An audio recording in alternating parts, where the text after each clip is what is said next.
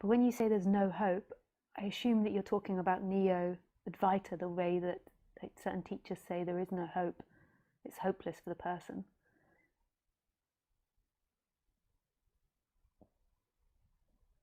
And that's not talking in the same context as depression. So if you're saying there's no hope in context of depression, you're totally misunderstanding what they're saying. That what they're saying is there's no hope of the person becoming enlightened. Like it's hopeless for the person can't make this happen. Which is true, because firstly the person doesn't exist. Secondly, who is that it going to happen to?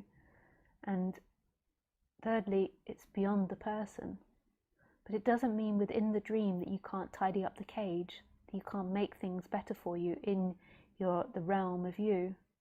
You can make things better. If you feel really depressed, you can come out to, like, not all identified people are really depressed. You can come to a more balanced and more happy place.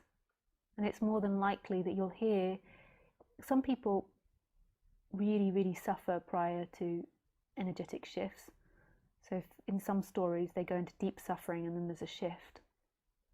But for some people, the way it is, they become more and more balanced. And as they become more balanced, then they can hear that this is it. You know, when you're really suffering, you're like, oh, fuck off. When someone says this is it, fuck it.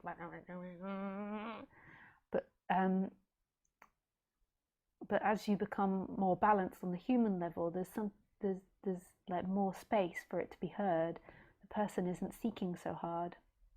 And the person's really suffering, it's just so shut down, it can't hear, it can't be heard. It's like taking the whole center stage.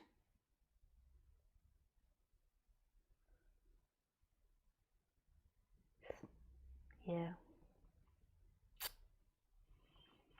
This is where Neo-Advaita can be very dangerous for depressive people and depressed people. It's part of the reason I think that I began to veer away from speaking too much about Neo-Advaita. I think it's really beautiful and I love it. I think it's such a beautiful message, but I think that most people misunderstand it.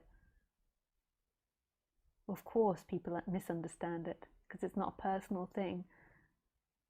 So when the person grabs hold of it, like the person then tries to put it in, like there's no hope for me, I'm really depressed, or I'm dying, I'm really ill, or I'm really hurting, and there's no hope for me, it's hopeless, I can't do anything. And that's really not true. That's really bastardizing the subject.